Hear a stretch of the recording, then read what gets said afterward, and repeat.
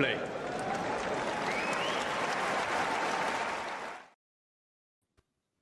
Good afternoon, good evening, and good morning. And I actually posted this, Damien, for the wrong day. I posted it for tomorrow, but I guess it doesn't matter because I only posted it a few minutes ago, really, actually.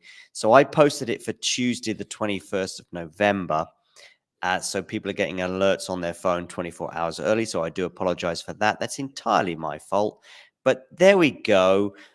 It doesn't matter. Here we are. Davis Cup is on the horizon. Just when you thought the season was done, and for those of you who kind of have got some tennis fatigue, well, Damien and I are here to wear you down just a little bit more ahead of the Davis Cup. But at least there's a freshness in terms of the fact that it's a team event.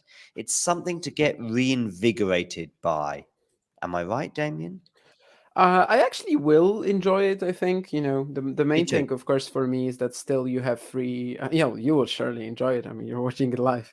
But the main thing for me is that you still have free challengers, so it's not going to really feel like it's the only thing for me this week, which I feel like a lot of people would be like sort of disappointed by. Given that we've just had the full year of ATP WTA action. But in general, I really enjoy these sort of team matchups and thinking, if this happens in the first tie, then in the other tie, and then like sort of I don't know. I like that thought process, which is why I was very welcoming to the idea of doing the Davis Cup preview. And I definitely have a soft spot for that. I feel like Davis Cup would actually be a very decent format if it was like maybe 4 teams or maybe just 8 teams at the end and this 1 week. But a lot of that would still be based on the home away ties, which of course are great for the public and just for players from a certain country to see their guys, even if they don't have like ATP events, see their guys playing for the team as well. So I'm not as big of a hater of the Davis Cup format as people are.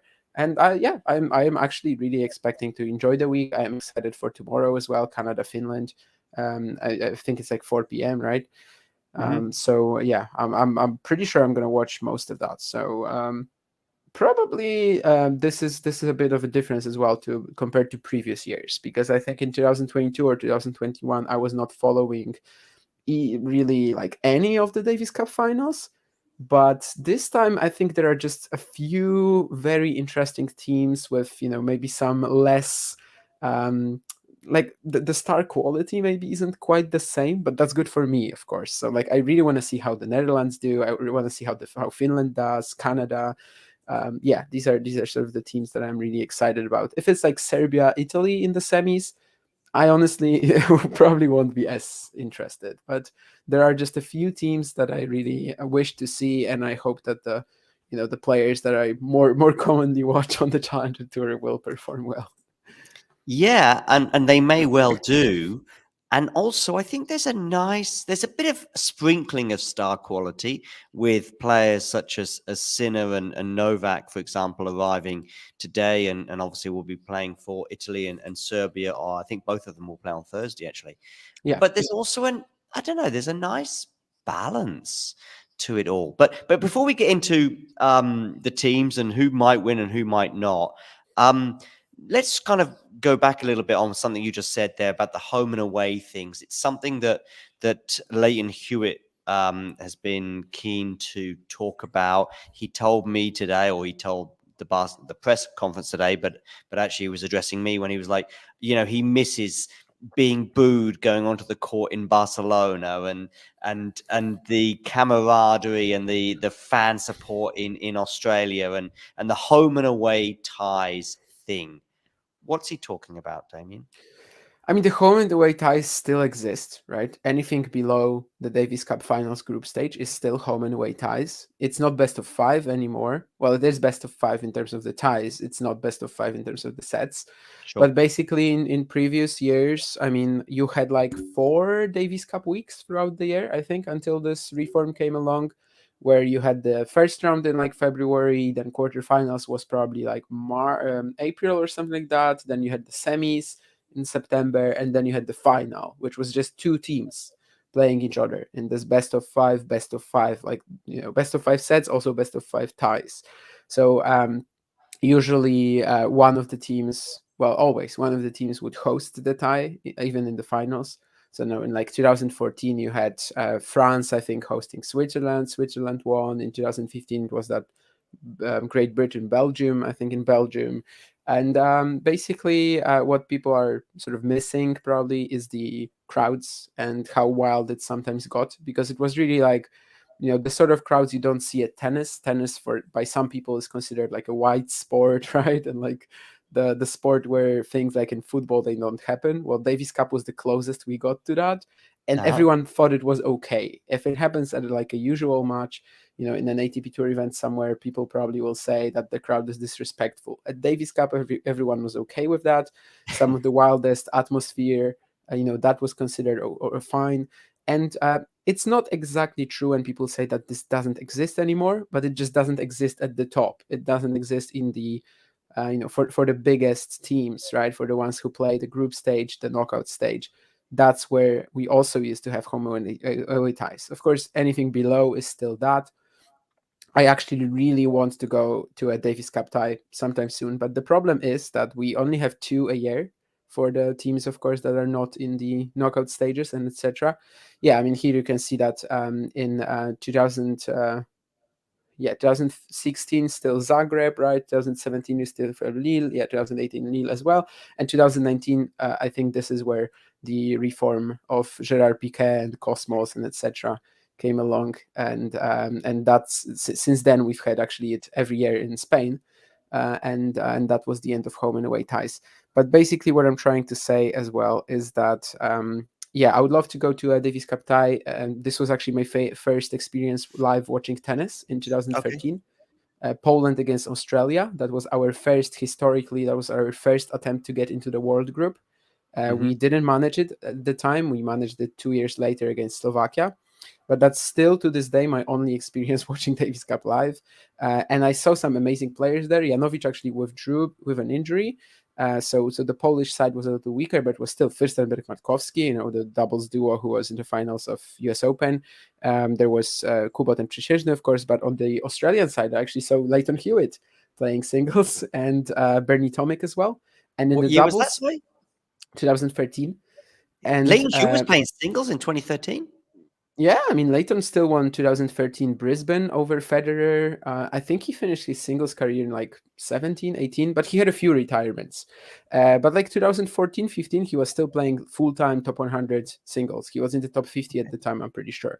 And Okay. I watched him and Tomic, and in the doubles it was Kyrgios and Guccione. So actually, it was my first experience watching Kyrgios live or on TV on stream. A year Mhm. later, of course, he made Wimbledon quarters, and that was like a big thing for me because I know that guy. That was the Mm, big surfing guy that I watched at Davis Cup, and mhm. I really wish I watched more Poland's ties, but unfortunately, we only have two a year. In the second um, window, let's say, in the second slot, there's always the Szczecin Challenger. So for the past few years, I've just been choosing Szczecin. And this year we played against Japan away. So I obviously didn't go to Japan in the first window. And now we're going to play Uzbekistan away. So that's probably an easy win for Poland, but also it's not going to be possible for me to go to Uzbekistan. I was considering going to Portugal, I think 2 years ago. I didn't, and yeah, I'm still waiting for like a home tie in February or March, that first window of When was Davis the Cup. Portugal? What time of year was that Portugal clash? March, just before Indian Wells, and actually that's why Hurkacz didn't play, and we lost it heavily. Nuno Borges scored a big win over Mike Schack. At the time, it was a big win. Of course, Mm. now Nuno is in the top 100, but back then he was still Portugal's number two, I think. But anyway, yeah, I love absolutely the atmosphere of Davis Cup. I love watching it at home as well, but I would love to go to one very soon. It's just, yeah, it hasn't really worked out because of Szczecin in the second slot and because of the fact that the last 2 years we've been getting away ties in countries that I cannot really go to. I mean, Japan, Uzbekistan.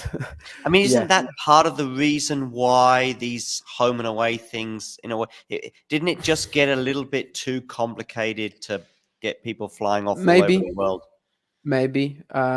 It could also be argued that, like, just the fact that we had the home and away tie in the final, it was a big advantage.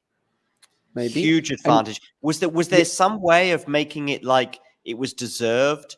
I don't know if there was some way of no, showing that Belgium deserved to host Britain or no, Croatia no. I deserved. mean, Davis Cup home and away ties to this day, they work like this. So if you've played the country before, and for example, it was a home tie, let's say, let's pick Argentina and Croatia. So the reason why it was in Zagreb in 2016 is because when they previously played, they played in Argentina.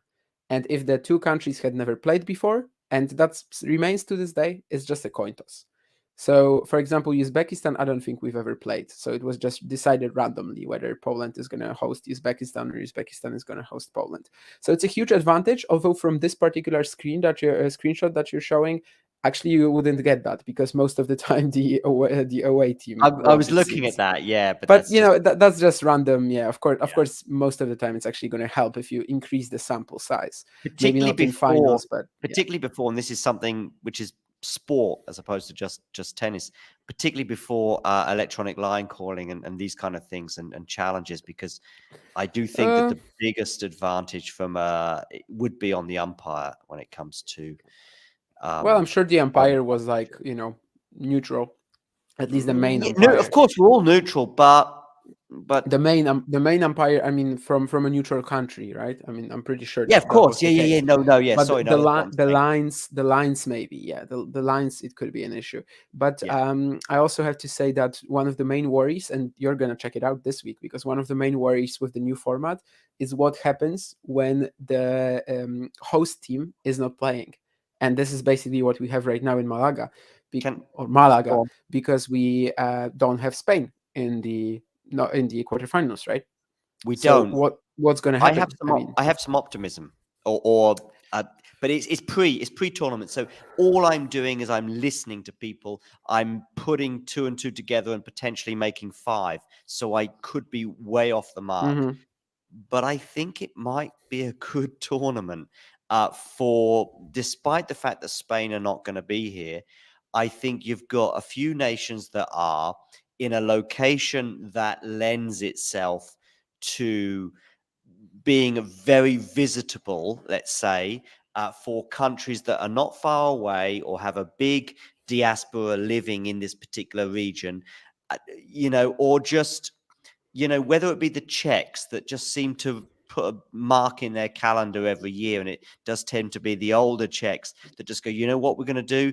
There's 200 Czechs that just say, we're going to travel for the Davis Cup, and that's what we've always done, and that's what we'll always do.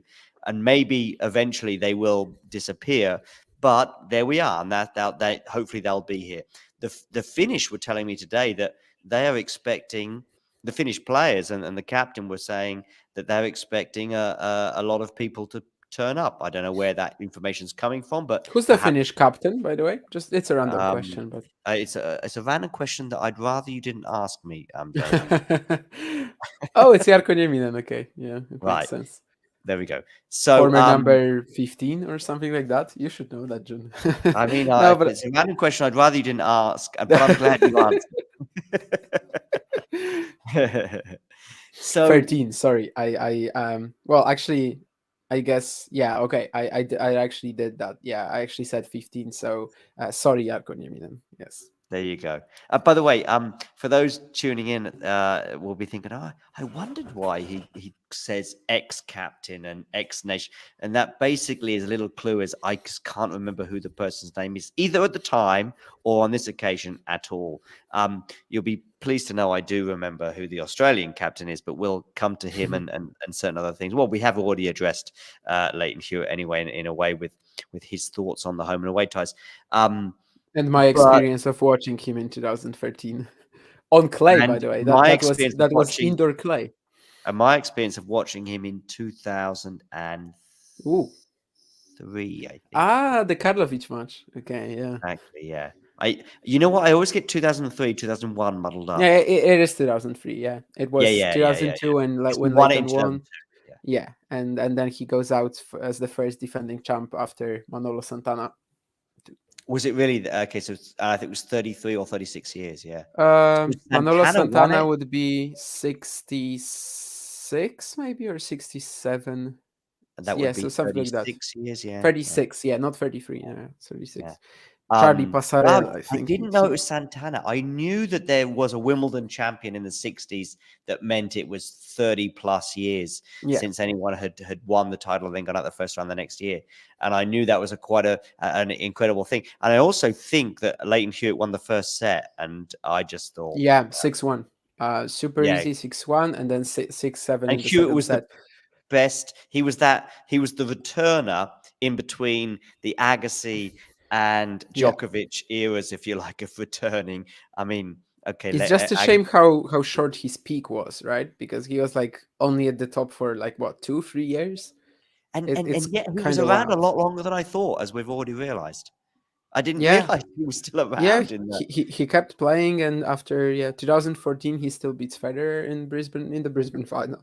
It's like 18-9 between them, and actually he still managed to beat him in 2014. So yeah, Am he I was right still in alive and pretty well. Am I right in saying, and alive and pretty well and looking in pretty fine form today? I must say. I mean, he doesn't. I don't know how old is he. 45, maybe. That would be He a was very young when he started, being at the top. He won an ATP Tour event when he was like 16 or something like that. So okay. that could contribute to it. I think he Yeah. actually might be even. Is he younger than Federer? Actually, no. He must be like a year older or something, I mean, but I not just said more. 45, but it was a No, no, guess. no. He is like around Federer's age actually. Um, Let me see. Federer is I'm glad 81, you. right? I'm glad you mentioned So Federer though, while you look for the age, because I yeah, think 6 months. Federer. It's only 6 months between Oh them. It's wow! just that Leighton started really early, and that's why you think of him as a player from the previous sort of Sure. generation, but it's Yeah. actually just 6 months between them. Yeah. I think Federer described his win at the US Open final over Leighton Hewitt as being kind of Hmm. his sort of Yeah. rubber stamp marker, best performance career. 6-love, 7-6, 6-love. Yeah. Yeah, and I It's a think ridiculous match. Yeah. it's the one that he earmarked, I think, during the Laver Cup in the sort of couple of days before as being that was the one. I don't know if maybe the question was like best performance of your career, and of course he, said like that's really difficult to say because of X, Y, and Z. But first match that comes to my head is that one. So there we It's go. it's a good call. I'd probably put it in like the top 10. Yeah. So Rogers got it in his top one, and Damien is saying, I think there might be Yeah, nine I others. think he's had a few better, but in the top 10, I would definitely put it. Yeah. um, okay, cool. So Davis Cup. Anyway, as I was just looking at this, like the last sort of 11 iterations of the tournament, and also, of course, just to repeat something that was being said before, is you'll see that we've got Spain against Czech Republic in the Czech Republic, we've got Serbia against Czech Republic in Serbia, and so on and so forth. But it was a really nice point that Damien was making, is that they would look back historically. So even if two nations hadn't played for 25 years, Yeah. they would go and reverse it. So you may be unlucky in that your generation's come and gone, and you only got one chance to play Spain, and it happened to be in Spain, and then 25 years later, someone else will benefit by playing at home. But you personally are kind of okay with that not being the case anymore. Well, it is the case for a lot of matches in the Davis Cup, and that's why I'm okay with that. So, Yeah. like when we had the September group stage, at the very same time, or at least for like 2 or 3 days at the same time, we still had Davis Cup World Group 1, Davis Cup World Group 2, and some of these were really exciting to me. I know people will not get interested in, for example, Georgia beating Tunisia, but I actually did. Like there's been a few ties that I followed. Of course, especially Poland against Barbados, but that was sort of certain that was going to be a win. Maybe not that it was going to be 3-0. That was a bit of a surprise, but still. But yeah, I think it's these random ties that really make me be okay with that. Aziz Dugas, by the way, was a part of the the friend of the show, was part of the losing side of Tunisia to Oh, was Georgia. he? Okay. Yeah. Georgia, Saba Purceladze just came out of nowhere to peak because he is on like a 10 match losing streak right now, and he actually just peaked for the Davis Cup, and that was it for his season, really. But yeah, Yeah. that's of course not really what we're talking about here. But It's these random sort of stories from Davis Cup that have always interested me the most. It's always also been a tournament as a whole that kind of gives us wild upsets, just because it's such a different setting to usual matches at home, especially. I mean, this is actually against it because it was away, but Diego Schwartzman a couple of years ago losing to Daniil Ostapenkov in Buenos Aires, for example, like these sort of stories are what people love Davis Cup for. That someone would just every single year, someone would just come out and play a ridiculous match out of nowhere just because it was a different setting and sort of he Mm, loved playing for the team. mm. You showed that these finals, there's 2016, for example, Federico Del Bonis, I think, played the best match of his life to beat Ivo Karlovic in that dead rubber, 3 sets to love, indoor hard courts. Del Bonis, who is just awful on anything besides clay. And he has the match for the title. He just comes up with a ridiculous performance, and that's the sort of things that would happen at Davis Cup, also Fed Cup, of course, the current Billie Jean King Cup. That's how I became a fan of Victoria Golubic, when she was just overperforming in every single Fed Cup. And I think that's basically what people loved this tournament for. Do they still love it? I don't know. It's not best of five anymore. It's best of three. It's best of three as well in terms of the ties. I think Personally, yeah. the best Mm, of three, best of five thing for me, just on the uh-huh. an immediate judgment, it's the easiest one to kind of dismiss or move on As from. in sets, or Sets, as in yes, sets? yes. Yeah. I don't know. Like, I just remember a few real classics. For example, 2016, Murray played two fantastic matches. Both are literally, and especially the one against Del Potro, is like one of my favorite matches of all time for sure. Juan Martin Del Potro was coming back then. They played the Olympics final as well that year, and one of like the most ridiculous matches I've seen was a Davis Cup 5 hour battle, and it wouldn't have happened in the best of three format. That same year, Murray also plays Nishikori. He played Nishikori a few times that year, but one of them was also the US Open quarter that he lost. But he beats him in Davis Cup in 5 sets as well. That's a fantastic match too. Or I don't know why I'm only mentioning Great Britain, but for some reason it's the one that's. I mean, these are the ones that stick out for me. And you've got James Ward, who had like the only match that people remember him for against John Isner, 15-13 in the fifth set. So that's another issue, I guess, that you have the no tiebreak rule in the fifth set. But like the fact that this match is even something that I remember to this day was only there because of best of five, because of no tiebreaks. So uh, I have mixed feelings about this. I think best of five definitely creates like more memorable matches, and we've I been know talking about this at every you're slam. you're a fan of best of five, and I am I too. wouldn't. I mean, I wouldn't put it at every event, but I Exactly, think at every slam we see that it creates more memorable matches. Because on the absolutely. women's side we just don't remember anything, and on the men's side we have, oh, there was this classic, right? Yeah, but we also probably can look at like maybe the US Open and maybe wish that they were best of three this year on the men's side. Just I think. I mean, can you think of a classic match with the exception of maybe Molchan Dimitrov, which was given? Striker Yeah, Tsitsipas yeah. second round for sure. But I also can think of some women classics this year, which were best of three, such as Sabalenka Rybak in Australian Open final, But Swiatek. would this be a better match if it was best of five? Possibly, and I think possibly it the would. I US. think it would have been. Yeah, quite Yeah, possibly. But you I know would love what? to see 2 more sets. Yeah, it's not about that. I know. No, I know. But the thing, no, it is kind of a little bit, especially with Davis Cup, is that we we kind of play so much tennis in the year, and You want it to be different. yeah, I think I like the sacrilegious element to the slams. I like that, and I'm fine with Davis Cup being best of three sets. I think if we were to play with it, that would be way down my list of priorities right now of how to go back and get the magic back. I also think, Damien, that maybe even just having a little bit more less tennis in just either before or after. I think Davis Cup is better protected than Billie Jean King Cup in a way in its proximity to the end of year finals, as in WTA finals finishes on a Sunday in Mexico and begins on a Tuesday in Seville.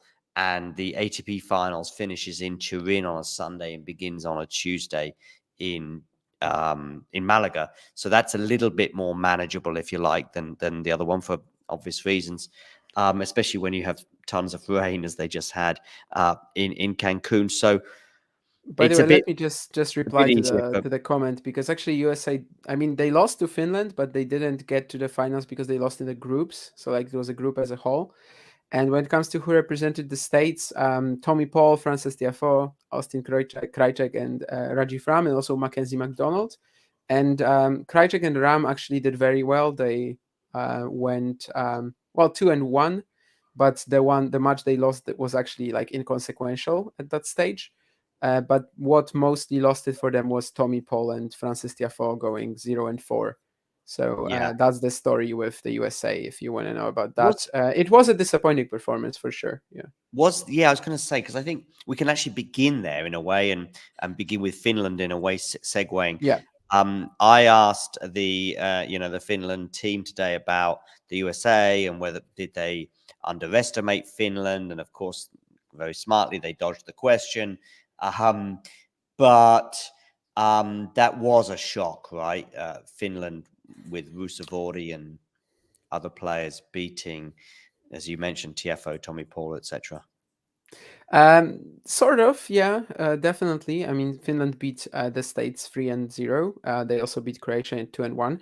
And honestly, it was even a historic feat for them to even be in the finals, because I remember talking to Otto Virtanen in Vilnius in February, and that was right after the Davis Cup, the first slot sort of in at the beginning of February, and that was their first world group, or like however you want to call it, the first time they made it. They beat in Espoo in Finland. They beat Argentina, and Vitan was part of the team. So that's why we talked about that. And here, of course, they just went even a step further, which was ridiculous. And this is actually one of the teams that I really want to see, because yeah, they really performed just higher than their usual standards there. And of course, Rusevori managed to get a great win. Who was it against? I think well, either Tommy Paul or Francis Tiafoe. I think that was the one. Was that the one where Francis Tiafoe didn't play? Let Was me there a bit quickly. of a post-US Open hangover for some of those American players who'd Well, that all. hangover for Tiafoe lasted until the very end of the year, right? For Paul, not necessarily, but yeah, basically, Rusevori lost to Greek Sport at the beginning, but then he beats Goyo and he beats Tommy Paul. Yeah, that was the win that I was thinking of, and also the one to remember from that run definitely was Otto Virtanen, who defeated Botic van de Zandschulp and who also defeated Mackenzie McDonald. McDonald was like this crazy third set tiebreaker that just made headlines on Twitter, and like I think there was like a YouTube video from Davis Cup as well, because he saved some match points in that one. And basically, yeah, Finland was just one of the stories of the group stage for sure. And one like Rusevori certainly performed very well, but we know he has it in him. Virtanen, most of the year, like this is a guy who basically is like an indoor specialist, so these conditions obviously are really good for him. But even recently, like around that Davis Cup group stage, he actually hasn't been doing all that well. He had a point at this year where everyone thought he was going to break the top 100. He got to 109, but currently he's at like 170 or something like that, so he's really falling off.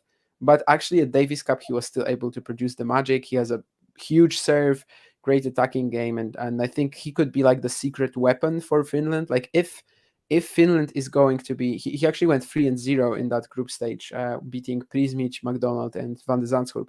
And I think if Finland is gonna do something here, then they really need mostly Virtanen to bring the magic again, because they have a solid doubles pairing in Heliovara and Niklas Salminen. Niklas Salminen is like 130 or something in the doubles, but I think, along with a class partner like Heliovara, he's very, very like just passable and like won't really stand out, in a negative way from the crowd. But I think if they really want to do something here, Davis Cup finals, Davis Cup quarterfinal stage, Finland, they would need Virtanen to come up with that magic again. Because to me, he was the main sort of perpetrator behind this promotion, because he went 3-0, and like as a whole, the Finnish team went 6-3, right? So obviously, he was a huge part of why they managed to make it into the quarterfinals. what I think there's an element of balance, and perhaps that Oh, Finland. Fritz wasn't playing, by the way. Oh, Fritz wasn't there. Okay, because old Yeah, Calco was asking about Fritz, and I thought he was, but yeah, okay. yeah. Fritz Fritz wasn't playing in this in the group stage. No. in the Finland encounter and that group stage, yeah. So there's an interesting thing is that every single country in the last 8 has a star, and Finland's of course is Rusevori in Yeah, terms of his ranking. Everyone has a star, and therefore there's an attraction there. There's also therefore, unless that star is up against a Djokovic or a Sinner, that means they have a chance, and Finland are not playing a Djokovic or a Sinner in a way, so that sort of helps a little bit, I think, and we'll come to sort of the balance points I want to make is that there's no overwhelming favorite. I guess Finland are the outsiders, but if Rusevori wins his singles, yeah, and the doubles factor, I think, is the joker in the pack. In that, Serbia, for example, that would of course have Laszlo Djere, Lajovic, and of course Novak Djokovic up against Britain, who have Jack Draper, for example, and who's the other singles? Cam Norrie, of course, and you'd expect Djokovic to win that singles encounter, but then you'd probably go with Draper as a slight favourite over Djere or Lajovic or Kecmanovic, whoever that singles opponent happens to be. And then you're down to the doubles, and then suddenly the Djokovic factor is kind of negated, in a way, and that it becomes a kind of almost a 50-50, irrespective of the fact you've got, statistically, the greatest player of all time playing a doubles match. Does that sort of make sense to you a little bit, Damien? yeah. I mean, objectively, the greatest player of all time, by the way. But what I'm trying to say is that yeah, one great player isn't enough. Mm. One great player is only enough if he's also good enough to secure the win in doubles. And Djokovic sometimes will, like even with a mediocre partner. I don't care that he doesn't play doubles. I don't think he would be the doubles number one if he played like a full season, but he would be at near the top. I mean, it's been well and established that the top singles players would be, well, for the most part, most of them would be good enough to just also be amazing in doubles. It's just that, of course, they focus on the more lucrative profession. But especially like when we're talking about that Finnish team, they're gonna face Canada, who also have a lot of issues, right? So it's not game over for them. Canada, of course, advanced here with maybe an even more spectacular performance because they didn't have either Ojar Yassim or Shapovalov, and they still managed to make it. They managed to make it by going 8-1 in groups, and it's Galarno, Diallo, and Pospisil for the singles matches. And somehow they managed to win like that. And also in doubles, Galarno, Pospisil were really strong. So, of course, here they're going to be more relying on Felix Ojar-Aliassime. But is Felix Ojar-Aliassime a lock to beat Rusevori? Definitely not. No, And and and Otto didn't they Virtanen play will the have a sort Australian of Open? They played the oh yeah, they I did, think and it was a Felix very long match won. actually. It was a really Yeah, good it was match, like a but five Felix setter. did win that. But yeah, Yeah, um, five but setter I think in the first round. yeah, and I think Felix won, and then of course he ends up losing But to Medvedev in 5 sets as well, right? That year. yeah, I think that's the year that we're thinking of. Although, yeah, 2022, 6-4 in the fifth, Australia team. And basically, what I'm trying to say is that with the sort of singlists that Canada can offer for number two, so basically Diallo, Galarno, or Pospisil, I think it's going to be Diallo. Virtanen, that's basically the same level. So So that's why Diallo's going to be sort of their second singles player, you think? I'm guessing. Uh, Well, I don't think it's gonna be Pospisil because he's like still, in questionable health and form. Galarno, he hasn't been doing well recently at all, and Diallo won the big challenger 1-5 in Bratislava. Although Diallo was just playing in Calgary and Drummondville, and he was injured. He lost. Sorry, he didn't even lose. He played Calgary. He went to the semis. He withdrew against Dominic Kepfer, and then he withdrew from Drummondville as well. But what I'm trying to say is that if he's healthy, I think it's going to be Diallo. But anyway, it's an opponent that Virtanen can beat. So even if Rusevori loses to Ojar Yassim, Finland is not out of it at all. And like the Canadian doubles is also a weird team, right?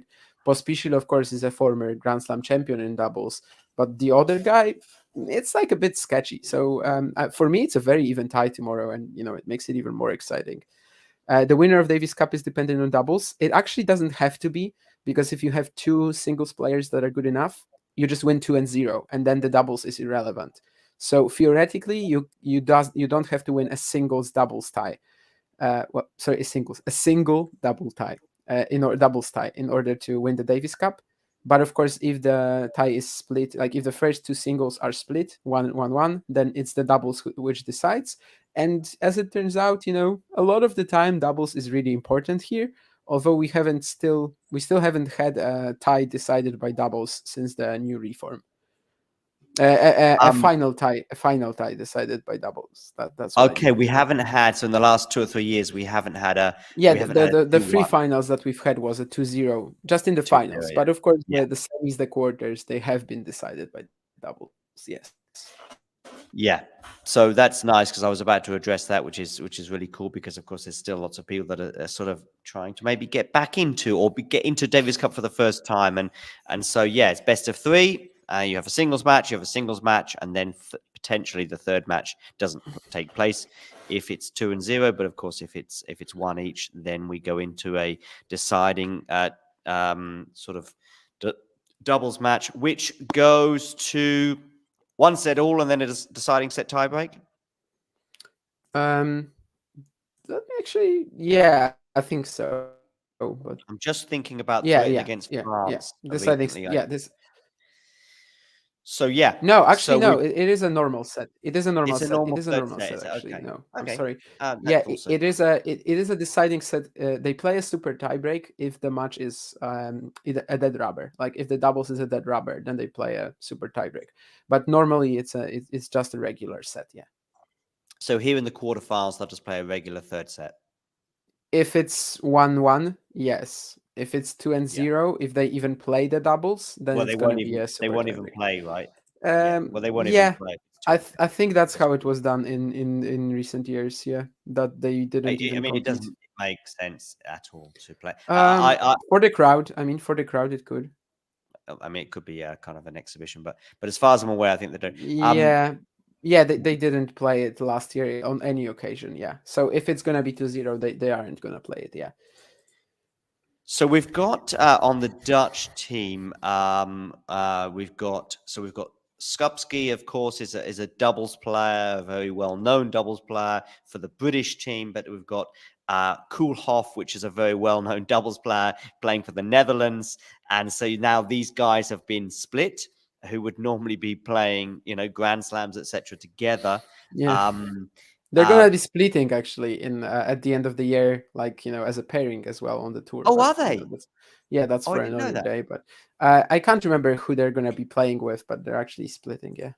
Oh, really? Anything behind that? Do we know? Or No, there's gonna be. I mean, in doubles usually there's a lot of changes at the end of the year, and basically, yeah, they're switching partners. But um, I'm gonna try to find who they're splitting to, but I'm actually, I can't remember that. I read that because, but it was just 10 names with another 10 names because yeah, really at the end of the year, at the end of the season, there's usually so many new pairings and etc. So yep. So yeah. So basically, it's a best of three scenario for each of these encounters, and you get 1 point for your singles win. You get 1 point for the doubles win as well, and that's how it turns out. So what we've got with these nations that we can see on the screen is I talked about there being a balance because Finland are kind of the outsiders. Who's the most heavily weighted nation in the three factors? If you've got two excellent singles players and a fairly good doubles pairing, what nation fits that bill? Is it the Netherlands? Is it Italy? Is it Canada? Is it Australia? That's part of the problem. no, everyone has their issues. Like Australia, for example, second singles is a little sketchy because you have Purcell or Thompson. I think in terms of the Not first bad. singles, It's not uh, bad. I was looking at the Australian team just as they were sat before me today, and they'd lost Kokinakis, who's withdrawn with an injury, and yeah, it Pop. probably doesn't matter. I don't think Tanasi. Well, Tanasi could have played second singles, but it's not a big difference if you play No, Kokinakis, Purcell, or Thompson, right? and Uh, same with Popperin in a way. It Popirin? so Popperin is replacing Kokinakis because Kokinakis Ah, is he's in. replacing Kokinakis. Okay, Yeah, yeah, yeah. then he actually might play second singles. I have no clue what they're gonna do because the second singles is like very close between Purcell, Thompson, Kokinakis, Popirin. Like all of these guys could play second singles. But anyway, it's their weakness, right? Because in the doubles they're gonna have Ebden Purcell, I'm assuming, and that's a And huge Demonor team. is a huge strength, Yeah, but and he could, Deminor is a strength. but he could lose to Lehetska, right? If it's is Easily, it yeah. Lehetska? So I so mean, that's the thing. That's what makes it kind of really difficult. Though there is there a tie amongst these four yeah, that is like eighty that has a big twenty. favorite. Yeah, I guess let it's me look at maybe that because Canada, I haven't Finland. thought of Yeah, that. just have a look at that just I while actually I. don't think Canada Finland is that easy because the moment that either Rusevori beats Australia Sim, which I don't think is a lopsided matchup at all, actually, Not at all. or Virtanen beats the other Canadian guy, and again, that's really hard to say who's it gonna be because it should be Diallo, but Diallo might still be injured. But anyway, Virtanen will have his chances easily. Like Virtanen Diallo is a 50-50. So the moment Virtanen wins that, or Rusevori wins that, then it's just doubles. And with doubles, I don't really, I don't really have a favorite in that one either. So for me, that's not an 80-20, definitely not. Czech Republic, Australia. So you would have Mahach against one of the Australian guys. I think Mahach would be the favorite there right now. So again, it can't be an 80-20. Italy, Netherlands, we are just talking about this with Mario today. I think the Netherlands is actually a very solid team. And yeah, I don't think it's super easy. So Serbia, Great Britain, again, I think all of these are really close. And to respond to a question, yeah, I mean, you responded to that question already in the chat. Okay, Sort of, yeah. yeah, just 1 point, of course. Yeah, But if it's I 1-1 after the singles, I just have 1 point. something else to sort of flesh out as well. Every now and again, things happen, and I think, oh, I want to address this. So, Uh huh. so what Damien and I are basically saying is that each team, I believe, has a captain and five players.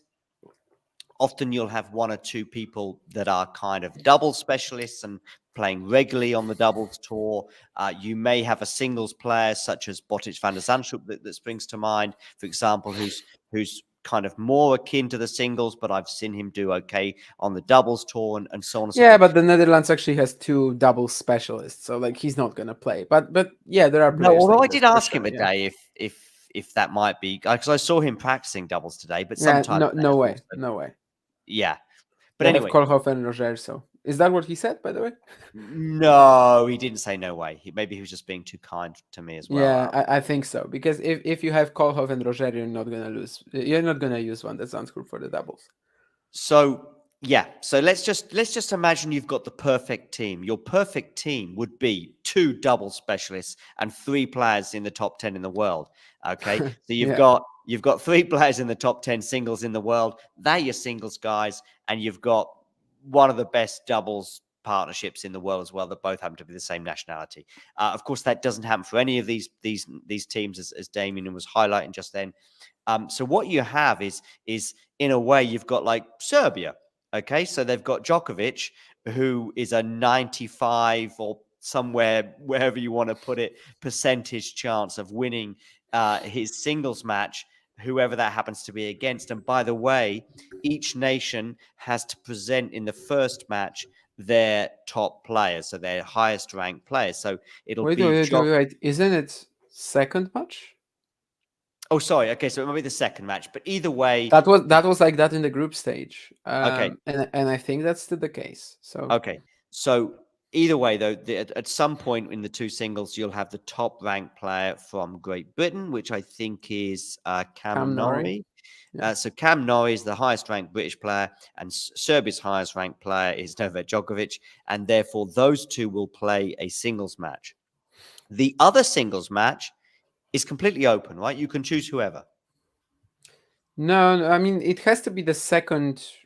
Well, yeah, you can choose the player, but yeah, I guess you can say that it's completely open. I mean, basically for every match you nominate two singles players. Yeah, and it doesn't have to be your top ranked player, right? Like if you were willing, because the way you said it would be a little misleading.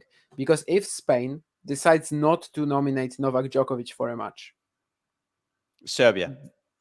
sorry, Serbia, then they can do it, right? I mean, they can just play Jarek Kecmanovic, Yeah. and that's fine.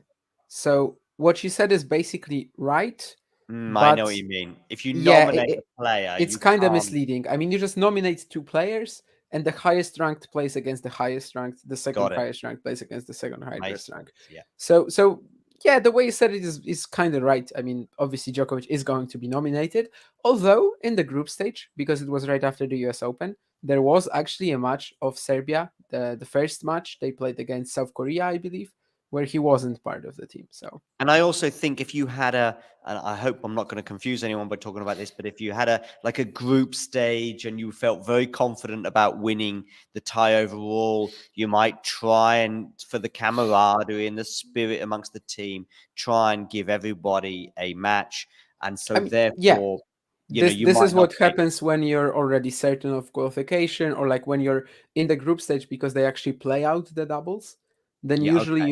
you have they're switching up, right? Yeah, I mean, absolutely. they actually play out the doubles, so you usually get someone, someone who probably wouldn't appear With the generally. cutthroat nature of things right now, I expect the fifth player, if there is such a case, which I think two or three nations do have that, where that player Only just Czechia basically. doesn't have a fifth player. Czechia is the only country who brought just four, and actually they Okay. only had four for the group stage as well.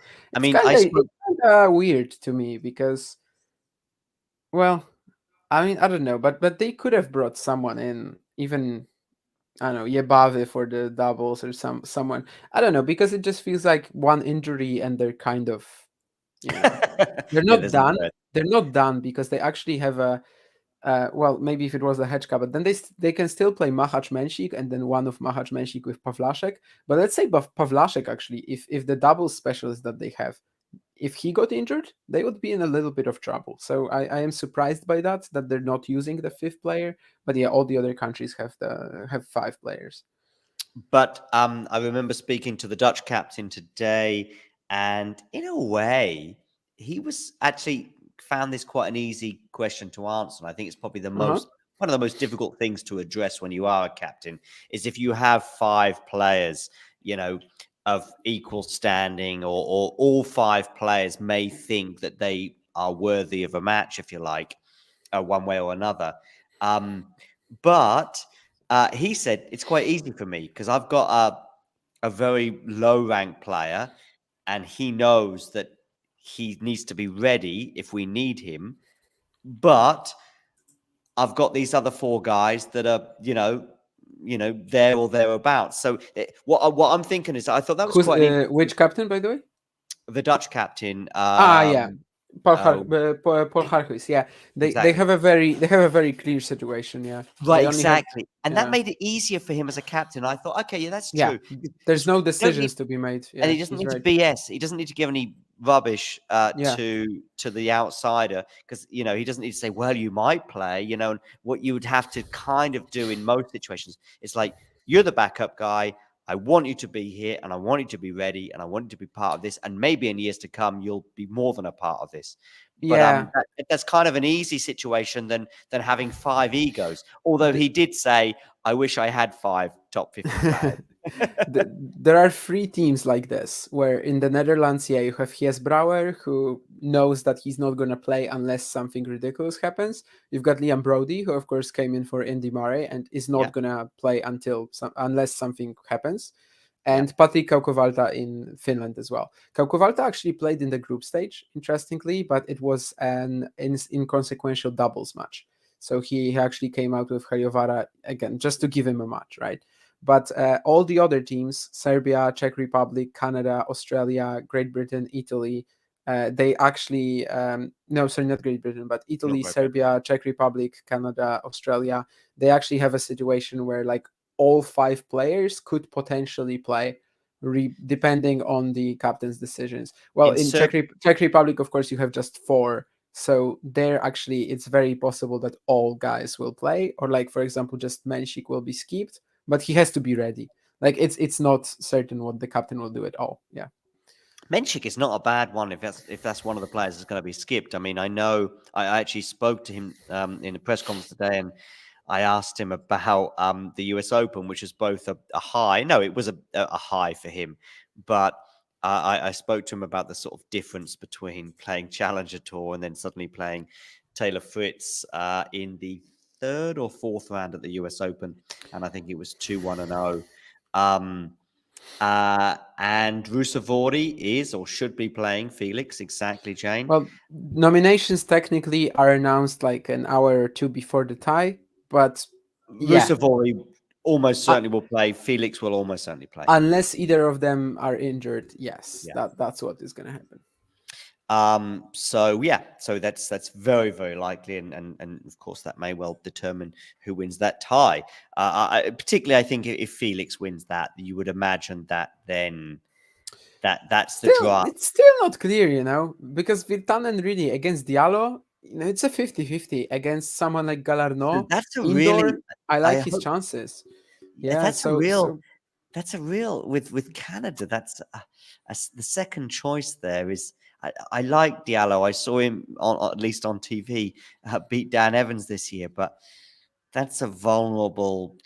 Let's yeah, say he's just wild. I mean, he's just up and down. I'm pretty sure he's gonna reach the top wild, 100 at wild. some point. Wild. You mean the Brazilian guy? Yeah, yeah, yeah. Your second dad joke today, and Yeah, actually, yeah, yeah, yeah. I don't know which one was worse. But basically, what I'm trying to say is that Diallo, yeah, you never really know what you're gonna get with him. I think I even picked him to make the top 100 this year. Of course, that's not gonna happen, but that was mostly based on the fact that he was didn't have anything to defend in the first half of the season. I mean, he got to like 130, so it wasn't the worst pick in the world. But yeah, you never know if you're gonna get that Bratislava title that he had recently, or you're just gonna get a random worse performance from him. But one thing to note, generally speaking, former college players tend to do very well at Davis Cup. Mm, And we've seen it many, many times. There's definitely a correlation between just excelling in a team based scenario. Borna Goyo was always the sort of poster boy for that. This hmm this time, when Borna Goyo played well in the group stage of the Davis Cup, even though Croatia didn't qualify, everyone was already like, okay, so this is normal because Borna Goyo was in the top 100. But the last few years, Goyo was known as this player who just doesn't perform individually half as well as he does in team-based competitions. And of course, he played for Wake Forest. Diallo played for University of Kentucky, and I think we've already seen the group stage that he can excel in a Davis Cup format. Virtanen, though, not a college player, but he did excel in the group stage as well. I would love to see that match. Again, I don't know if Diallo is going to be fit because he just withdrew from Drummondville last week. But yeah, I think even if Auger-Aliassime wins that match, it's still very unclear just because the next two matches will be like 50-50. The atmosphere is more like a college match too, right? Says Jane. And actually, that depends. We talked about it at the beginning that home and away ties definitely, but in Malaga, it's gonna depend on how many Canadian and Finland and Finnish fans are actually there, right? I'm really intrigued by this. I mean, uh, many people I've spoken to in the last sort of 2 weeks have been a bit surprised at my intrigue as to the number of people turning up in Seville and that kind of largely affecting my opinion of the tournament. And as it turned out, it was a pretty positive turnout, as in 60%, 70%, 80% of the stadium full, albeit a very small stadium. Here in Malaga's much Yeah. bigger. But that was enough for me. It was like, okay, yeah, a bit of atmosphere going on here, a lot of excitement. The tennis ended up being pretty good as well to some extent, and that made Seville a big tick for me. Here, I can see the environment is much bigger and much more slick, and the stadium is pretty big. I think 10 to 15,000 capacity, but I'm optimistic that the Dutch, the Czechs, the Finnish, the British, even the no, definitely the Serbians. Well, there'll be Australians. I mean, at one point, I think it was Di Minor turned to Alexei Popovin and said, "Well, you've got some Spanish blood today," and I said, "Oh, Alexei, I didn't know you've got some Spanish blood." Well, to me, blood means a relative, but clearly to a Di Minor, it means you just happen to live somewhere for a while because actually Popovin just happened to live in Andalusia for 5 to 10 years. Um, but that still sort of mean I still thought that's a good message to get out there. Get that out there to the Spanish media that you've got a guy here who I think also speaks Spanish, or at least he pronounces Andalusia pretty well. I don't know. I've got some good vibes. Like, this is a tournament that I was in the city centre yesterday, and there was a festival. Festival being exaggeration, but there was a square of tennis going on with some promotional stuff. You've got plenty of social media stuff going on with Feliciano Lopez meeting Djokovic and Sinner at the airport today. I just feel some pretty good vibes that we're not going to have an empty stadium for the next sort of 4 or 5 days, despite the Spanish absence in the final. There was something else I wanted to add, but I'm not sure what it was. But yeah, Chapo's not playing, Jay. No, unfortunately, due to injury, his chances have been scuppered. But he was in the Canadian winning team, I think, a year ago, right? Yeah, he was actually pretty vital for that success. Ah, I think. that's what I want to say. Sorry, Damien, Uh-huh. and you've prompted me, you've sparked me by saying that, and it's also because of something else you said, and it's this notion that some people in sport, some players, and for me, the epitome of this is a golfer called Colin Montgomery, a British guy. And he's a guy that just could never quite get over the line in the majors. And as an individual, he found that pressure largely too much.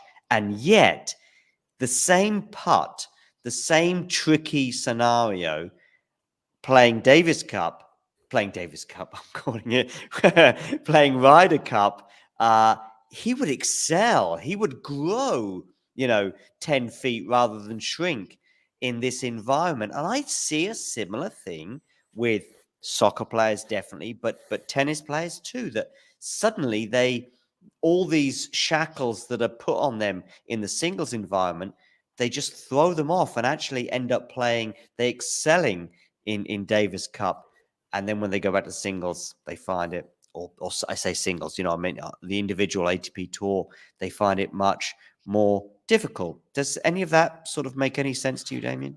Yeah, I think we sort of said something quite similar a few times with like some players just excelling in the format, the team, the sort of the college players usually doing well. Also, the fact that I said that what people loved the Davis Cup for was the crazy upsets, and that's why these crazy upsets happen. Right. Absolutely. All right. Let's try and sort of give a prediction of sorts for either the tournament as a whole or the ties. Canada's favorite, I sort of was trying to lean towards an 80-20. Damien was sort of saying, no, not so sure. It's more 60-40. Which is the easiest of these four ties to predict? Because I think they're all pretty tricky. But I did suggest that Canada was maybe the most likely of the four to sort of progress. The most likely out of the eight, To I get don't to the even next. know. Like, I honestly don't think there are any strong favorites here. Have you checked like any? I will do that now. Like, are there? I think we should be able to, even though there are no nominations. I think I should be able to find odds for which team should Who's the beat which. favorite to win the Davis Cup even? I That mean, I can definitely find. Probably gonna be. Well, is it gonna be Serbia? Italy? Actually, I don't know. Serbia or Italy, but Italy has a problem with number two, and also their doubles are actually not as strong as you You might think think. Italy's number two is a problem? Uh, yeah, because Musetti is kind of awful indoors recently. Like I know he had a very strong finish 2022, but right now he's not doing too well. And Arnaldi has been injured. I think it actually should be Arnaldi if he was healthy. And I don't know how what sort of physical state he's in right now. But when it comes to Davis Cup, I definitely can tell you who's the favorite to win it, and this is actually Serbia, as I thought initially. Then you have Australia, Italy at the sort of same level. Then Great Britain. What are the? Can you give me an odds on Serbia? Although I Um, might not understand do them. you know the European system or not? Give me European, and then I'll see if I know it. 255, 2.55 is for Serbia, and then you have Okay, 4.20 for Australia, 4.30 for I Italy. wonder if 2.55 is like a 30% chance. It's probably let me actually tell you, but If it's two and a half to 180, one.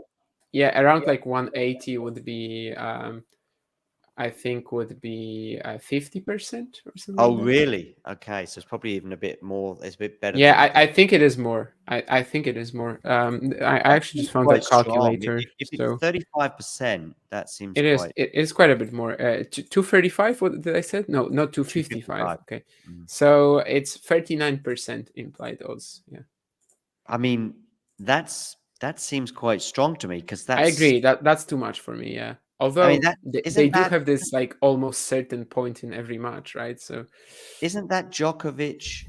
What's Djokovic at the ATP Tour Finals according to the bookmakers? Isn't he 50-50? I can't remember now.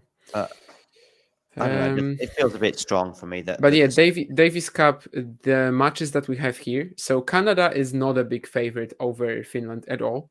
okay. I'm just looking at individual, and Italy over Netherlands is also like very low, pretty much as Canada and Finland. So I will just use that calculator and tell you in percentages what they are saying here, because that's I think is the best one, which everyone will understand, right? While So you go on, yeah, go on. yeah, Unless you can I do have it that quickly. already. So All right. Canada has 60% over Finland, and Okay. Italy has 60% over Netherlands, according Okay. to the bookies. Hmm. Serbia over Great Britain is 67%, Okay. and Australia is actually the biggest favorite over Czech Republic, and that's 73%. So So that that's point, the one they think is the biggest gap. yes, I actually am not sure why. Maybe it's because the Czech doubles don't seem that good in the sort of at first glance, but I actually think they might be a little better than they seem. Mahac over Purcell, Thompson, or Popperin. To me, Mahac is the favorite at the moment. Lehečka de Minor isn't simple, and you said it yourself as well. And I just respect Pavlashek a lot. I think he's a guy who was like 7 years ago or something like that. He was in the top 100 in singles. Then he had a number of horrific injuries. Now he just gave up on singles. He plays doubles, and he's like still very much on the rise. So I think his 56 doubles ranking is actually a little misleading. And Pavlashek with someone like Menchik, they were excellent in the group stages. So I'm actually not sure they're like this is the one that I'm not sure about. But you can see that even Canada and Finland and Italy, Netherlands, they are considered very close by the bookies, basically below 60%. Yeah. So Right. yeah, I think that makes for a very exciting tournament, and that sort of confirms what we've been saying, that it's hard to pick a favorite here as a whole, and it's hard to pick a favorite in any of the matches, really. Right.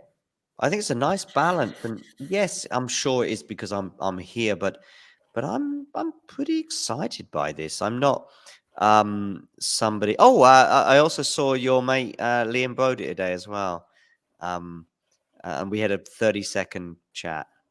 We did have a Definitely, yeah. 30-second chat. We did. We You did. actually you actually did, Yeah, and yeah, did yeah. he We did. remember you from that David stream Well, of the? it's funny because no, I think he remembered me from an exchange, a text exchange. Oh, no, an exchange is the wrong word because exchange suggests to and from. Um, Yeah. but let me just tell you exactly what happened. So I was like I was actually walking kind of near him, and I was like, oh, somebody is talking to the Australian team. There's like a bunch of Australians just chatting away. This is outside the stadium, like outside the venue and on the street. And I recognized the Hmm. Australians. There was a moustache amongst the Australians, and I was like, "Yep, I know who that is." And then I saw another dude who was wearing different colors talking to them. And actually, I must say, the first second, but please forgive me, I thought, "Is that Kokkinakis?" But I was 100 meters or 75 meters away, and I was thinking, I've just been to a press conference where Kokkinakis wasn't there, and they were all telling me that he'd withdrawn. Well, when I got to 30 meters away, I realized it was Liam Brody, but do forgive me on that one. And that was before I'd had a beer. So anyway, but I thought, oh, okay, that's Liam Brody, um, who I who I sort of barely know, but I did have an exchange with David Samuel a couple of days ago about potentially talking to Liam. Okay. And so I thought, I'm gonna ignore this, and I don't want to embarrass myself. And then I was like, and also I knew that ATP Weekly was on the horizon, so I was like, but then I thought, you know what, I'm just gonna go and have a just a 20-second thing, and it was about I wanted to say something about something that happened this weekend. Anyway, with David and I, and it was related to Liam, and Liam was anyway, whatever. So I went, Liam, and he said, "All right, mate," and he immediately turned to me. And actually, that "all right, mate," he didn't say John or anything like that, but it was like, "Oh, okay." I think he does somehow remember, because then it was like he says, "Yeah, I've been meaning to text you and blah blah blah blah blah, and where are you staying, and let's try and meet up in the next couple of days or something." Like that. And I'm not embellishing this. I'm actually probably underplaying it in a way that it made me think, oh, but maybe David said something like, Probably, yeah. I think so, yeah. if this random dude turns up outside the stadium and I harasses mean, me, not random dude, but he probably told him, that you yeah. texted him and like we're probably gonna, yeah. So old Cowgirl, But yeah, it was. maybe he just has an extremely good memory for faces though, because yeah, like when I came up to him, he just instantly says, "Oh, Damien," and I'm like, "What?" So maybe he Yeah, just but has a Damien is better than, hey. yeah, but like he just from the photo on Twitter, he recognizes a guy who comes up to him. Like that's not very usual, right? Well, indeed, Like yeah. usually you'd have some sort of, is that the guy? Is that the guy? And you're like, does he look like the guy on the Twitter photo?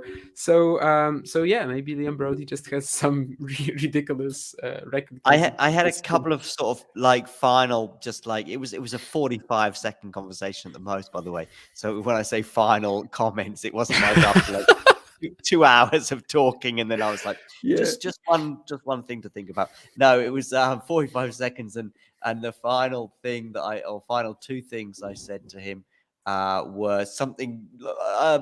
I hope you get some time on court and something like that. And I also remember sort of tapping him on the arm, which I've developed. Maybe I've sort of had it over the last 10 years. In Spain, you sort of do tap each other on the shoulder, and Hmm. and I just remember just tapping his arm. And after I went away, I thought he probably thinks that's a bit much, really, to sort of tap someone on the. I didn't want to do it in a nonchalant way like this, like Hmm. a hey, yeah, all right, No, sit down, mate. I honestly probably wouldn't consider it too much, but yeah, I think it's very like culture circle dependent. I think here it happens quite a lot, but yeah, I have no clue about UK and um, Old Cowgirl's got some interesting comments, or at least some questions that some of which I can easily address. And she's just asking about Billie Jean King Cup, and I can answer that because actually I was there, and so therefore the stadium was anywhere between 50 and 80% full, depending on the encounter. And of course, you had some matches that were less exciting, but still had a few hundred people in attendance. But the latter stages and also any matches that involve Spain had a few thousand people there, or a couple of thousand people there, which is more than enough when I never quite know exactly how many people are going to turn up at some of these tournaments. And when we saw the WTA finals, the end of year finals in Texas last year with sort of very low figures, so you just never know. So I was very pleased with how the Seville thing turned out, and I'm expecting and hoping for an even bigger turnout here in Malaga. Is China playing? Well, I know the answer to this in terms of the finals, but maybe Damien can sort of fill in the yeah, they gaps. are really low in the food chain right now, if you may. They lost both matches this year because they're just not playing their best team, right? If they came out with a Zhi Zhenzhang, Yibing Wu, Yuncheng Shang team, yeah, of course they would be good, but Why neither. aren't they? I mean, probably scheduling wise, it just didn't make sense for these guys, and etc. But yeah, Iju, I think, played the super talented junior. We actually had a stream of his match against David Fokina in Beijing. But of course, he's still like getting there. And yeah, Shang Wu, they didn't play at either of the ties this year. So they actually lost to, I can't remember whom the first tie, but the second they lost to Mexico away. And yeah, they're going to be pretty low in Davis Cup simply.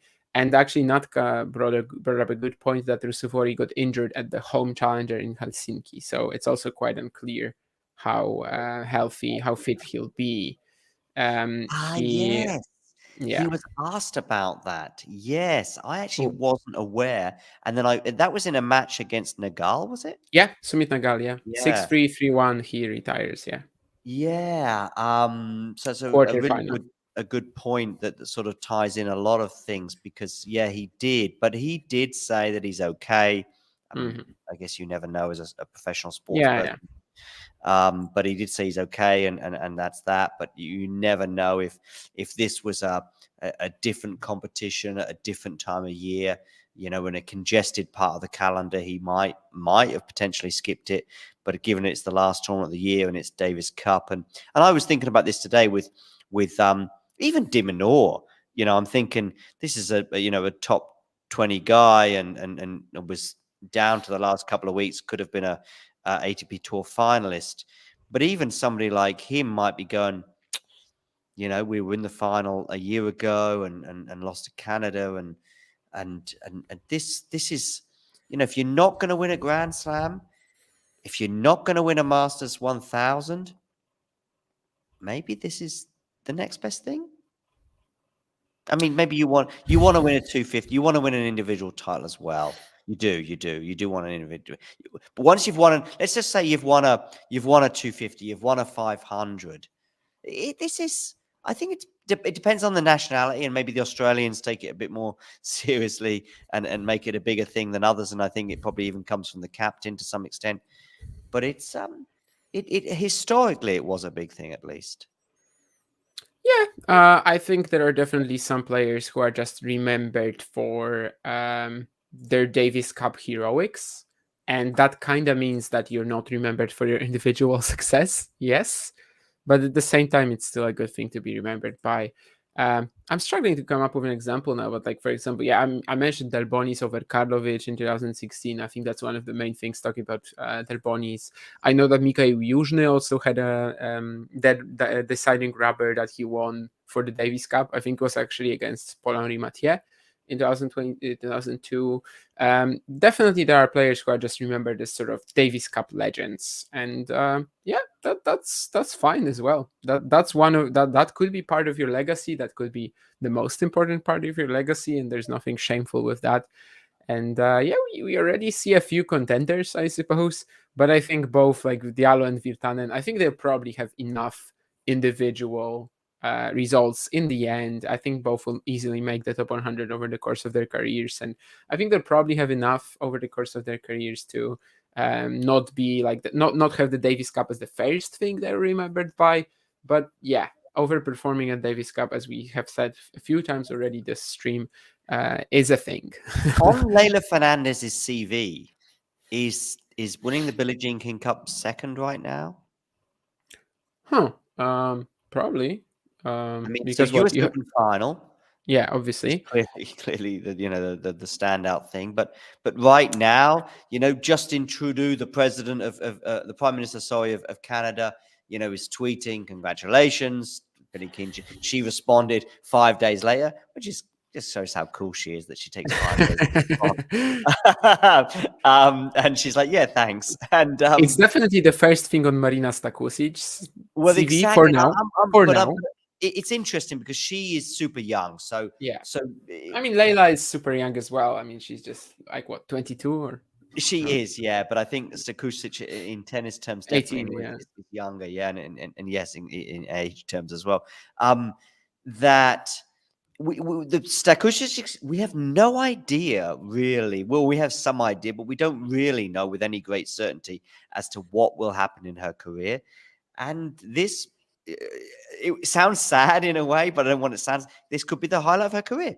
Hopefully, it won't be, and then she'll go on to do great things. But there must be players. I'm sure that. I mean, listen, Leighton Hewitt, anyway, is a great example of somebody who seems to hold his Davis Cup career. I mean, he won Wimbledon and he got to a US Open final. Am I missing anything else in terms of Grand Slams?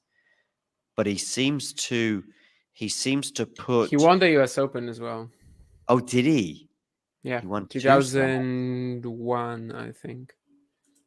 So he won Wimbledon 2002. Okay. Um, so he won two. But he puts Am Davis Cup. I? No, no, I'm definitely right about this, right? He beat, I think, maybe Pete Sampras in the final, Maybe, maybe. or yeah, I think so. Yeah. So he had some pedigree going into Wimbledon in 2002.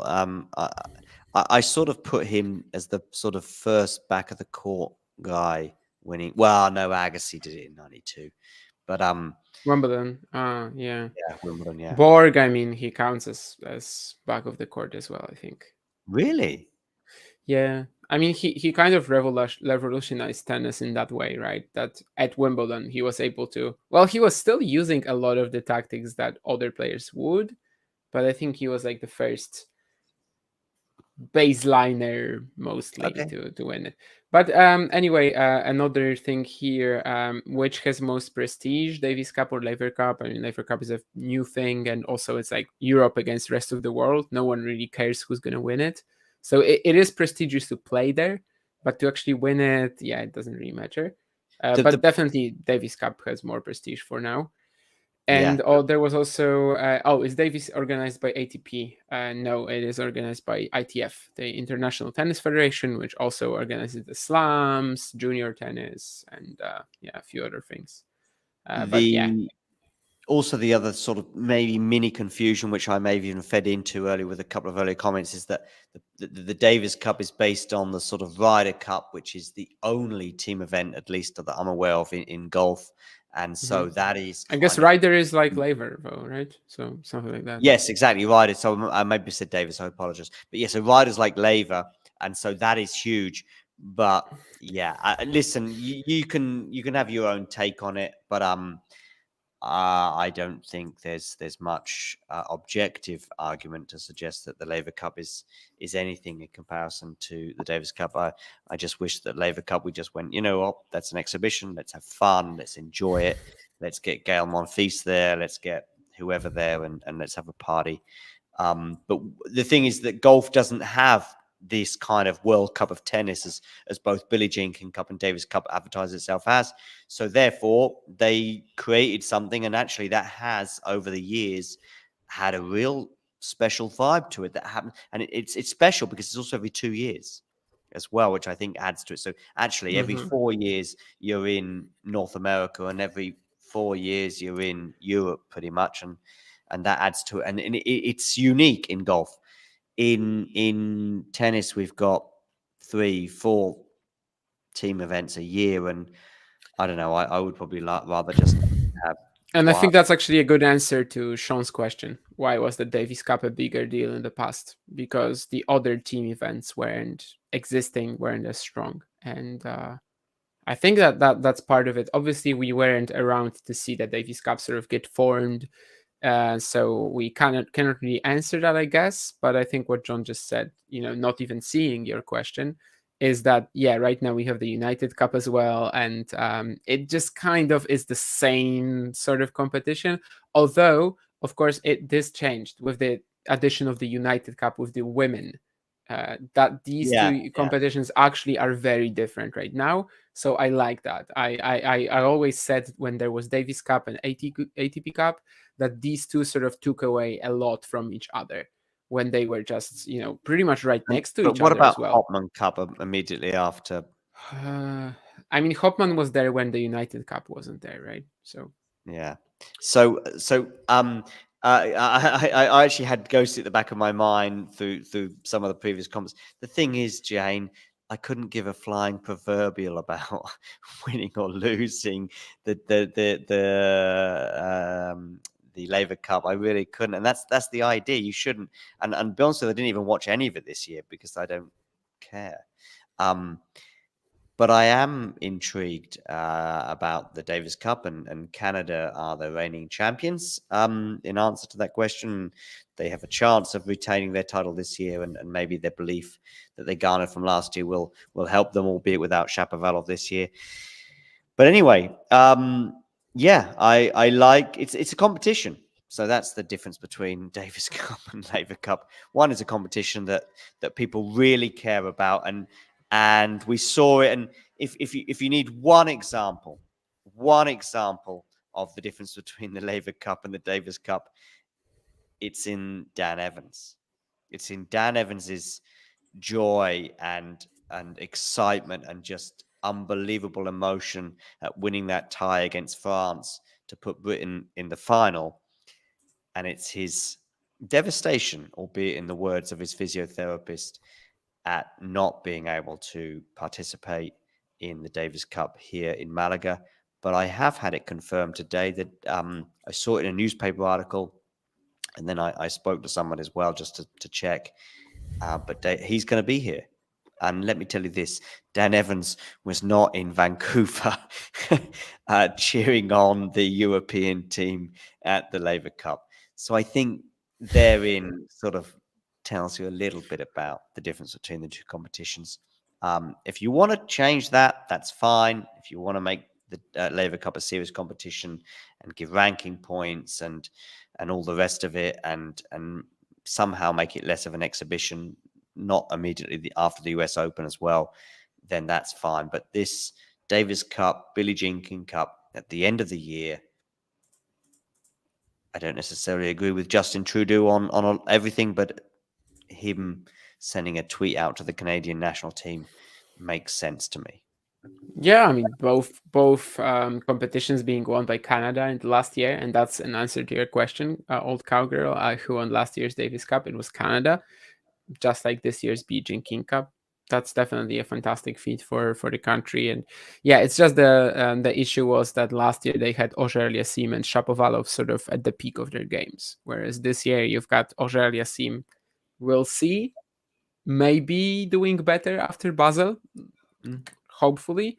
And the Shapovalov is, of course, nowhere in the picture. So also Pospisil was stronger last year. And of course, last year he only played doubles. But right now, he seems to be doing a little worse. So yeah, that Canada definitely isn't as strong, but they are the favorites to make the semis. So.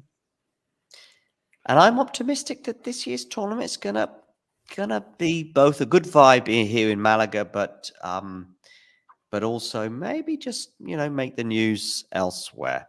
All right, Australia were crushed indeed, Jane.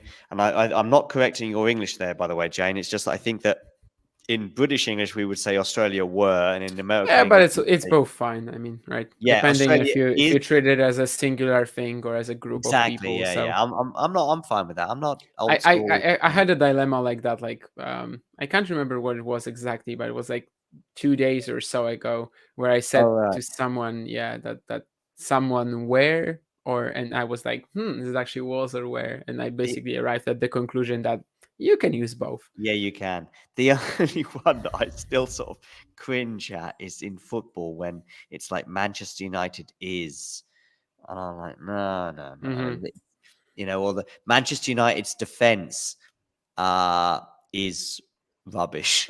Well, they wouldn't say rubbish; they would say trash. Oh, I don't know.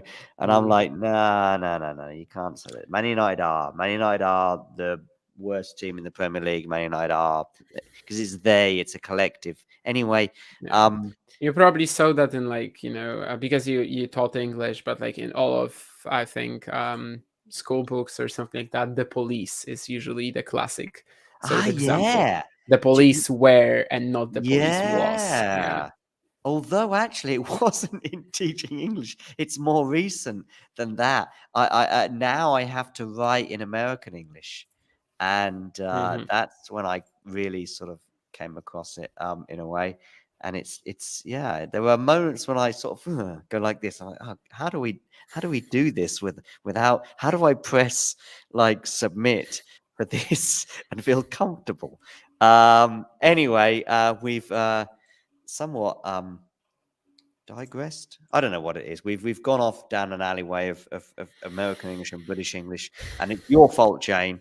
I blame you in the nicest possible way. We've got another question here from Kangar. Who's the Yeah, top 20? right now there's no top 20 Canadian player, Listen, but Felix Auger-Aliassime and Denis Shapovalov have been there very recently. They also have Vasek Pospisil, who wasn't ever in the top 20 in singles, but was in the top 20 in doubles, and also Milos Raonic, the former Wimbledon finalist, who was even as high as number 3 in the world. So they have 4 former top 20 players if you count Pospisil, but they actually don't have a single one right now. And I have a very quick answer for Cowgirl for this one. They have they've tried that, and they are trying that, and they are desperately, and every year they have it already, right? they have it exactly. That's what I mean. They make the biggest prize money out there, prize monies out there is for exhibitions actually, such as the Labour It Cup. could be Labour Cup, yeah. I mean, we don't Yeah. really know what sort of stakes there are there. So, But you could throw in a few ones in the Middle East and whatever and that. yeah. So, but that's because they're not real. That's why they have to throw in a few more dollars, because you're not going to. It's like this Masters 1000 that they're suggesting is going to take place before the Australian Open. The only way that'll take off is if they throw a load of money at it, because there's no way that Novak Djokovic is going to want to jeopardize his chance to win the Australian Open without a lot of dollar signs. Yeah, it would have to be like first week of the year, and then you get at least 1 week of a break before the Australian Open, and then maybe. Anyway, Davis Cup getting underway tomorrow. Finland against Canada. I'm actually super excited. I'm even surprised by this, but I think maybe I'm even because usually when Poland plays in like BJK Cup or Davis Cup, I do these tweets where like after every match I post, Polish flag, score, the other flag, and sort of just a small, recap description of the match, whatever. And I think I might even do this for Canada Finland tomorrow and like any other Davis Cup match. I mean, I'm by actually the way, really you excited. can get those 3 tweets. How many? What are the possibilities? It's only. Oh yeah, it's 4 tweets, I guess. You can have them already. The 2-0. Yeah, but I have to write the actual analysis beat. Oh, That's the analysis. thing. Yeah. Is that what So you guys? Is that what yeah. That's what the other tennis people are doing? Is it? Yeah, I thought it was just it's not just Poland copy paste 1-0 and a flag. Barbados, but I actually have to write the lower paragraph. My tweets usually are like just I write let's say more characters than they allow, and then I just have to cut down. 4 top 20 players in the last 20 years, 10 years. So Raonic, Shapovalov, Auger-Aliassime, they were probably in the top 10, all of them in the past, 5 years? Well, maybe a little more with Raonic. But Pospisil, I was talking about doubles. He was in the top 10 like 9-8 years ago. So basically, yeah, the last 10 years, more or less. What is Davis Cup prize money? I'm actually not even sure. It's like one of these things where people don't really talk about it, because it's a competition that's supposed to be like for the team, right? So for the country, for the national team. So prize money usually isn't talked about, but actually I have it here, and apparently the winner, the federation, is supposed to get where is it? Yeah, here. So that that's actually 2019. So well, 2019 the federation got €1 million and the players got €2 million. So I'm 2 assuming million that between 5. Yeah. So for Billie Jean King Cup finals this year, the world champions received $2,400,000. So yeah, it's huge. I mean, it is. Yeah, even for top players. And yes, Jane, in basically all cases, the countries are footing the bill for the travel accommodations, United Cup and Davis Cup, Billie Jean King Cup. The players don't pay for the accommodation or the flights. No, that's why they're actually oftentimes you're gonna see like last year, for example, United Cup, you had all of these players like super excited to play it and just fly to Australia, even though they kind of didn't even have anything to play there after that. But because they didn't get into the Australian Open, right? For example, they didn't get into Australian Open qualifying, One but or they two still, Greek players, or maybe for example, yes, Stefanos Sakararidis, or for Poland, you had Daniel Michalski, who was hoping to get into Australia, so it's a different case. But still, hoping to like, get to Australia, like in a Novak Djokovic way, no, I mean, or he oh, you was mean like Australian Open, the tennis 10, tournament 10 15 places of the Australian Open qualifying cutoff. But basically, yes, the countries are paying for it. So, yeah, for the players, especially who usually wouldn't be able to afford such travel, or like it would be hard for them, it's amazing that they can just fly to, yeah, for example, for the United Cup to Australia, and the federation pays for it. Yeah. And Davis Cup, here probably less important for most countries because most countries are European, but still, yeah, the federations actually pay for that. And there's always another one. Old cowgirl. Yeah, regarding that last question, that kind of makes sense, especially if you're talking about dollars rather than euros, only because I think it was just over 4 million euros a year ago. I don't know if there's been a slight increase since then, but even if it's still 4 million euros, then that won't be far away from $5 million. You mean Anyway, as his full earnings this year, or just no, no, just she's the just talking about the specifically finals? winning Yeah, the I think it tour was like final 4 million something for in winning it. Yeah, euros. Yeah, yeah. it's just Um, great. It's just crazy, but it is crazy, but I must say, I barely pay any attention to it because it's just always crazy in a way. I So mean, yeah, the top players obviously they just have more money that they can count.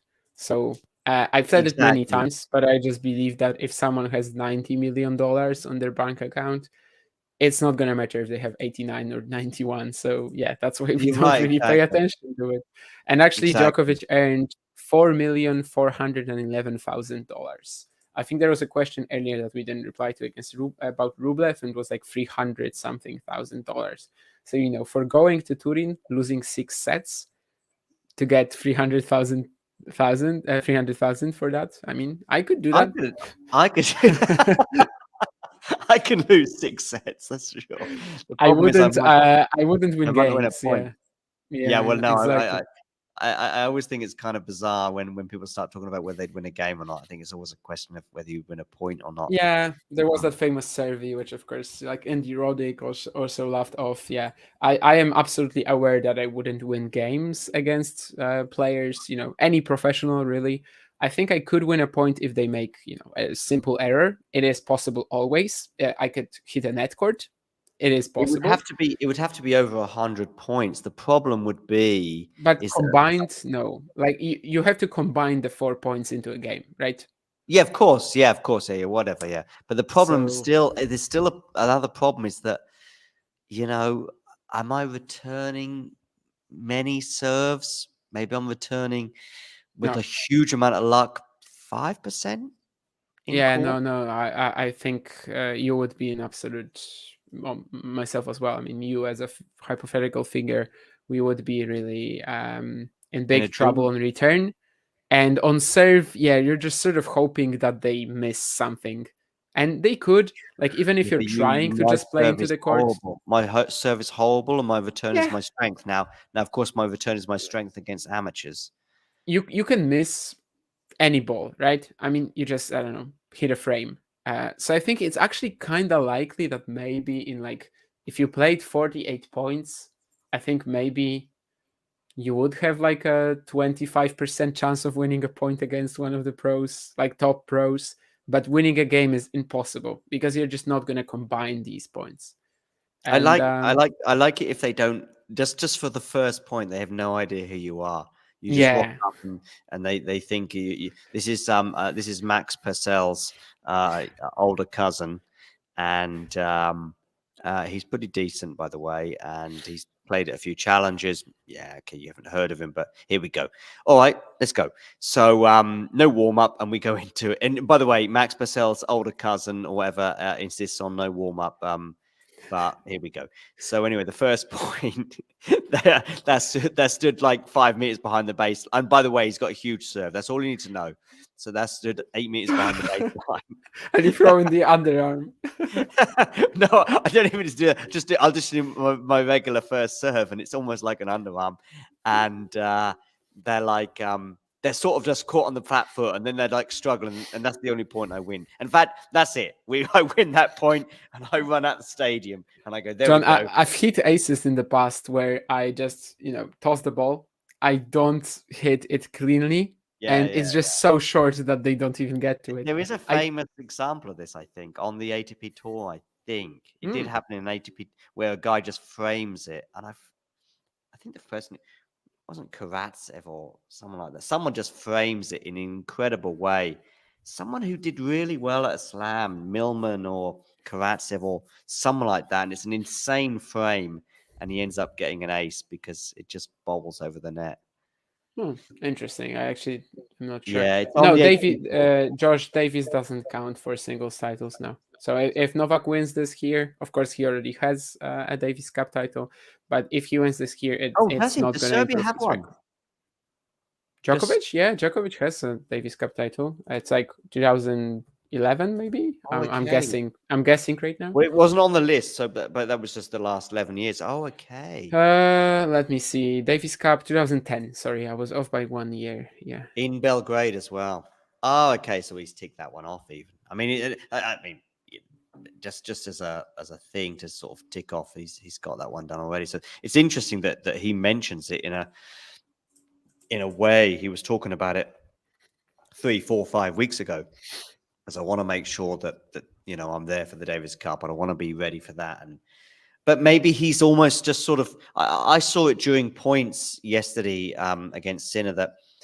Nick was going, look, you could see how much that means to him. And I actually felt that, 6-3, 2-love or whatever it was, that sometimes it's like, I need to stay in this, or I could easily get distracted. And in a way, he maybe did get distracted by the comfort with which he was having. That I just think that sometimes players are pumping themselves almost up unnaturally so. I saw it with Dan Evans when he was playing against Diallo this year. Funny enough, he was down a set in a break, and I think he got it back from 30-love to 30-15. And I think he was just trying to demonstrate to Diallo that, listen, I'm not going anywhere. And reverse from that, I think Djokovic was just trying to keep himself focused by fist pumping and stuff at a comfortable position. So maybe he's been doing the same regarding the Davis Cup, that he doesn't want to lose focus, and he's been very determined and very keen to come to Malaga and do his stuff. And I'm sure he will on Thursday, but I'm pretty pumped for that encounter, but I may soon get drained. I don't give really a flying proverbial about Britain and even England in football anymore. I've lost interest in all that stuff. But inwardly, I would like Britain to beat Serbia on Thursday. I would like Jack to do well. That's like my main thing there in this matchup. Jack Edward. Yeah, I'm sure he's doing fine. I'm sure he'll do fine. In this matchup, he's taking the Davis. Well, we are effed. We are effed if he's in our team. team. Great Britain. I would like Jack to do well, which would mean that Murray does well, but Murray is actually out. No, I would like Jack. I would like Draper, to do well. That's like my main thing in this matchup, really. And if there is doubles, I don't think I will care that much about it. I just want Draper not to lose to Kecmanovic, Lajovic, Jere, whoever they will play. Even Medjedovic, honestly, but I don't think it will be Medjedovic. I think it will be one of the more established guys. Right. On that bombshell, we will call it a day, call it a night, call it a morning, whatever time it is in the world, wherever you're tuning in from. And so, you know the drill. If you enjoyed this video, make sure you hit that like button. Don't forget to subscribe and click that notification bell so you don't miss out on all things tennis.